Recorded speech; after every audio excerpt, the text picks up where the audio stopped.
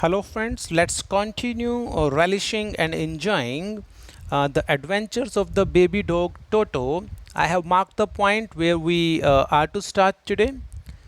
Toto remained in the bag as far as Saharanpur. So grandpa was going to Saharanpur to get his pension. So he didn't want to take the risk of leaving Toto alone at home. So he took Toto along with him.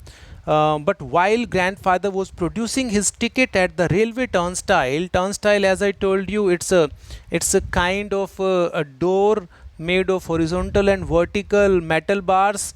Fine, and that you must have seen at the entrance of a park or a mall or a railway station, which allows only one person to enter at a time. Let me scroll down. There's a pic of this here. Just a minute. Here it is. You can watch at the bottom. Yeah, this is turnstile, a mechanical gate consisting of revolving horizontal arms fixed to a vertical post, allowing only one person at a time to pass through. So turnstile is a new word you can add to your vocabulary. Let me zoom out. Let me get back to the place where we were. Here we are. Fine.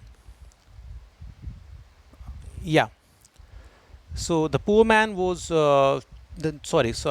his ticket at the railway turnstile. Toto suddenly poked his head out of the bag.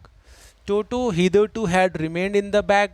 It had tried its level best to come out of the bag. It had done many, tricky maneuvers in the bag. It had struggled a lot to come out of the bag, and which had created a scene at the railway station.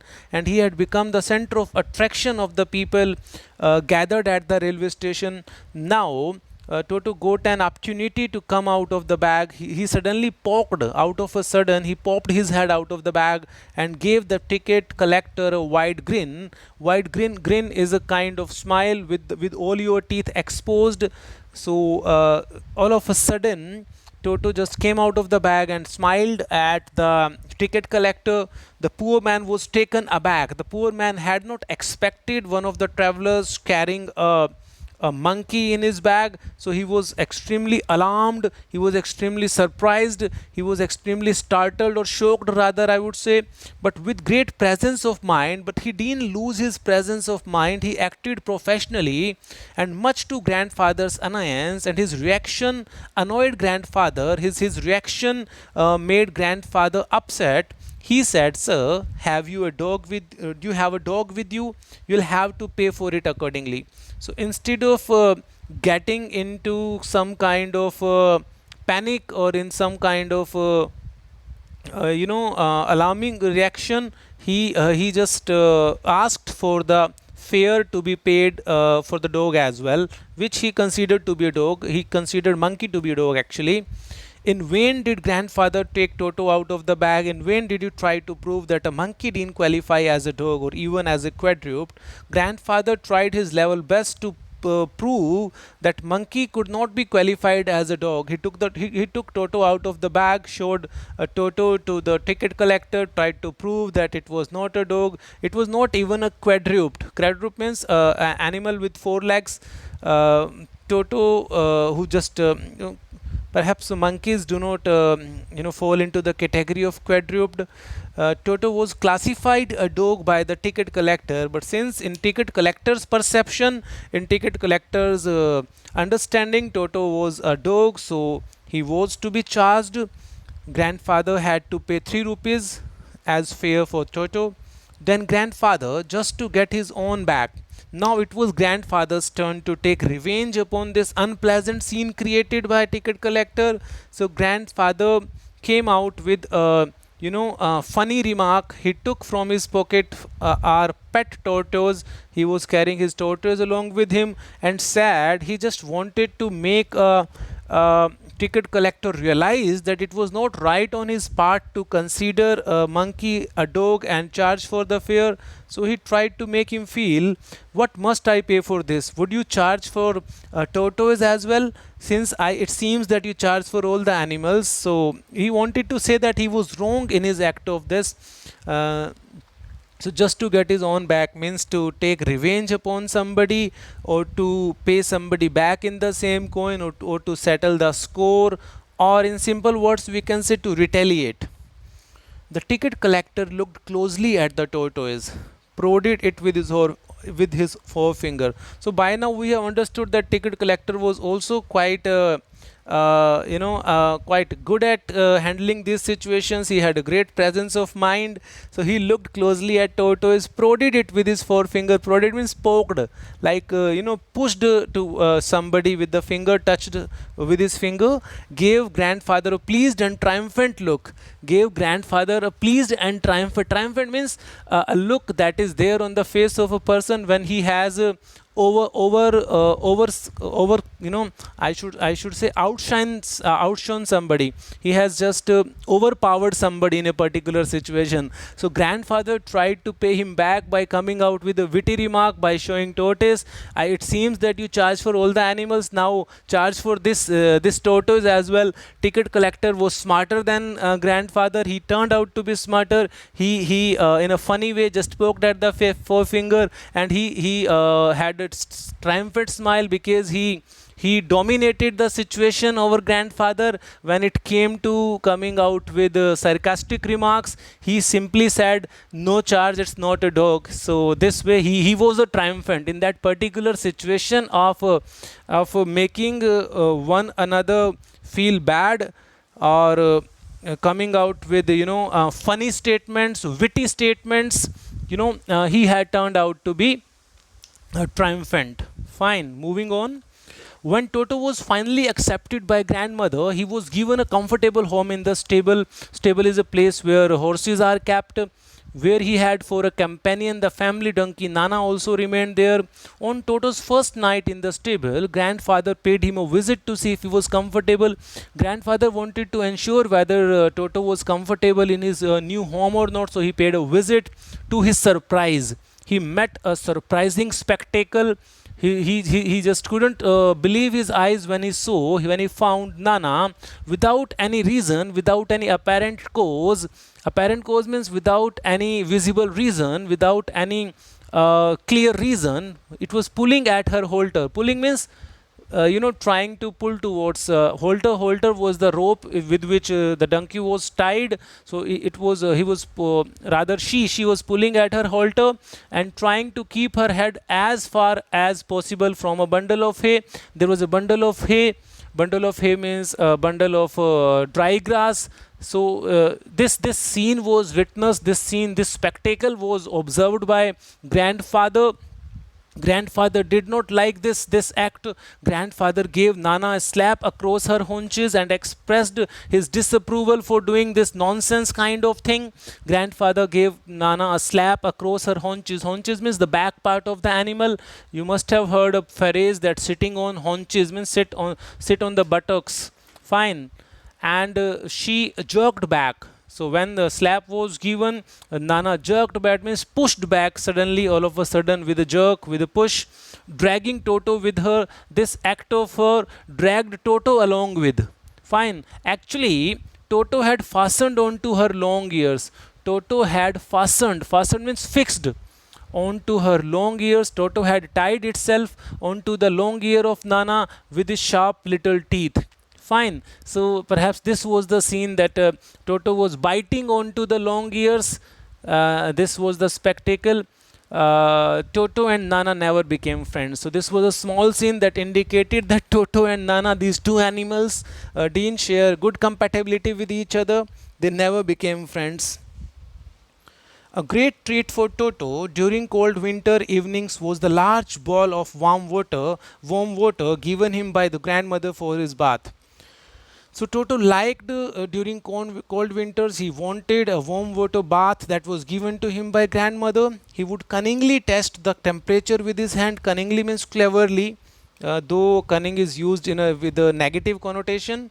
He used to test the temperature of the water with his hand, then gradually step into the bath, enter the bowl, first one foot then the other, as he had seen me doing as small children, when they enter hot water, a tub of hot water, they first enter first leg and then the second, until he was into the water up to his neck. And finally, once it was into he was into water, he enjoyed it.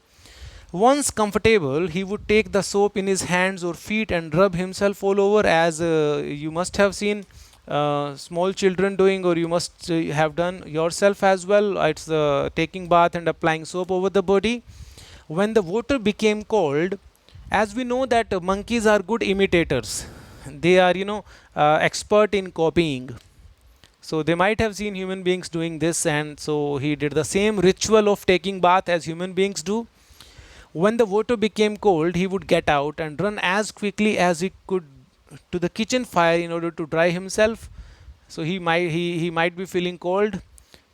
If anyone laughed at him during this performance, Toto's feelings would be hurt. It shows that he had human feelings somewhere, and he would refuse to go on with his bath.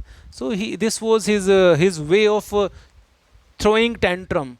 As small kids throw tantrum, if you tease them, they refuse. No, I won't do this. Why should I do this? No, no, no, no, I won't do this.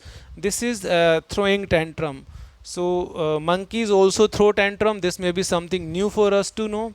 Let me type this word throw tantrum, because it is a beautiful verb that I would like all of you to know.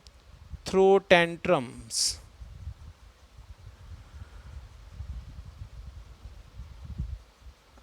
Fine. Throwing tantrums means children, behaving in an abnormal way when their demands are not fulfilled, or when they want something but that is not offered to them. So they throw tantrums. They may lie on the ground. They may stretch their legs and hands and start waving them with their entire force. You must have done so many times in front of your parents. So throwing tantrums. Fine. One day, Toto nearly succeeded in boiling himself alive. So there is an incident being shared when Toto almost had boiled himself alive. What was the scene? A large kitchen kettle had been left on the fire to boil for tea. So somebody has kept that kettle on the fire for the tea making, and Toto, finding himself with nothing better to do, perhaps Toto was feeling bored, so he didn't have anything else to do. He decided to remove the lid. Something told him, as mischievous he was, so he was going to do something or the other every time.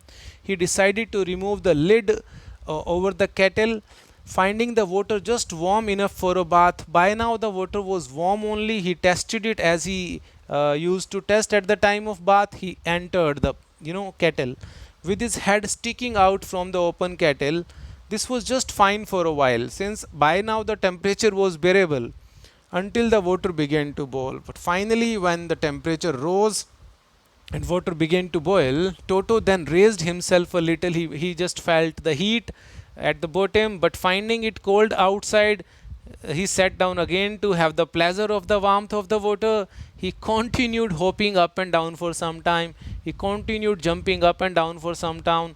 He went down, felt warmth. He went up, felt cold. So this happened until grandmother arrived. Finally, grandmother arrived and held him and pulled him suddenly. Half boiled by now, he was out of the kettle. Had grandmother not come, Tricky would have succeeded in boiling himself alive.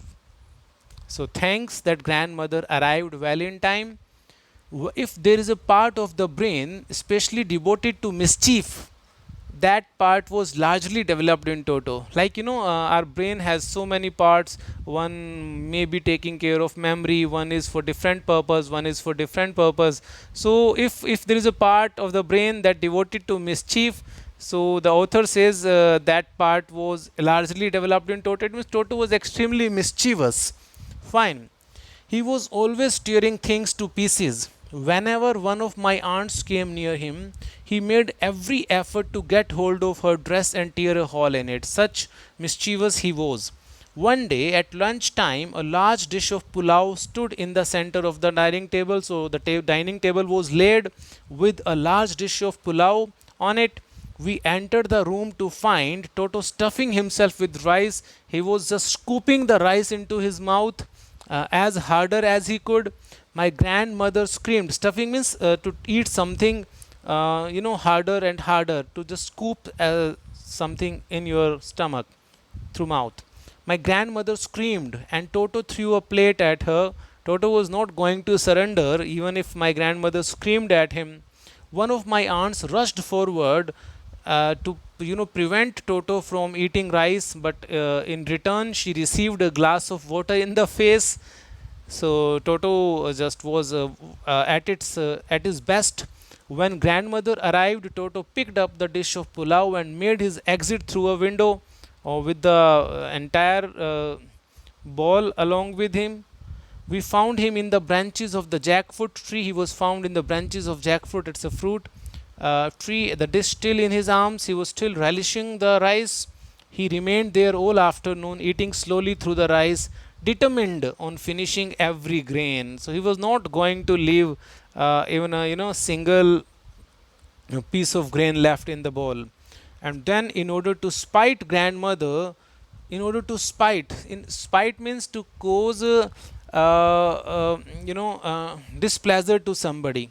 Fine.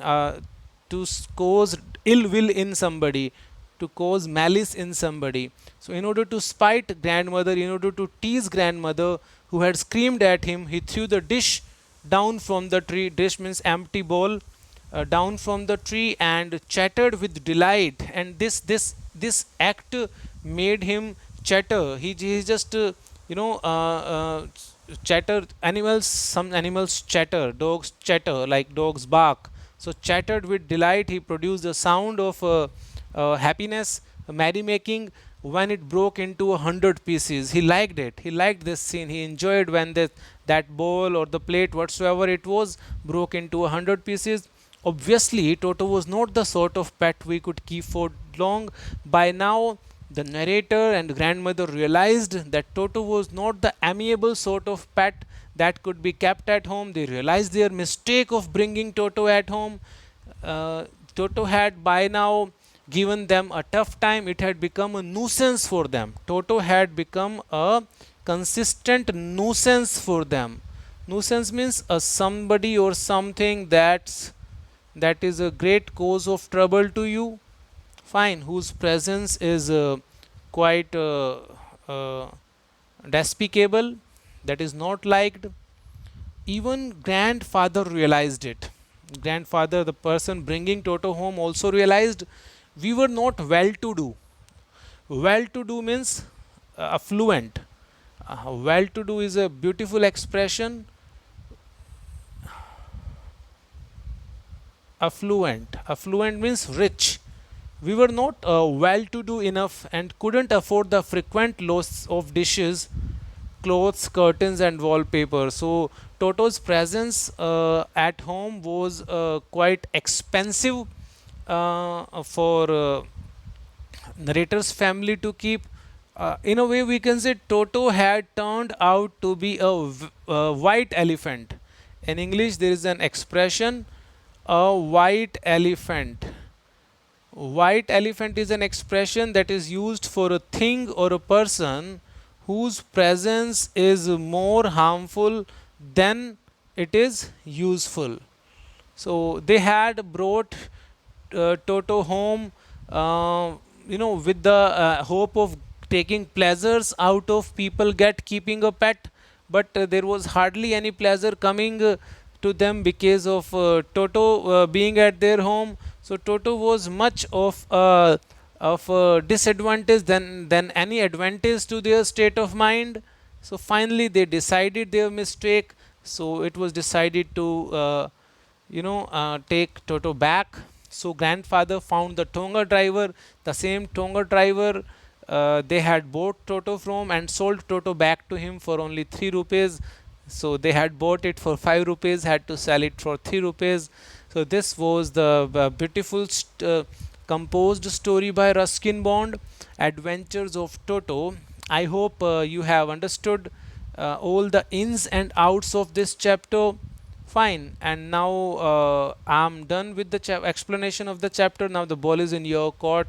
You are strongly advised to reread the chapter in between the lines at your pace and explore the beauty of the language and the adventures of Toto at your own pace, since it's very much essential for us to grab the inner beauties of the text composed by the great authors. Fine. So when we read it on our own, maybe we get something that we missed out while it was being explained by the teacher.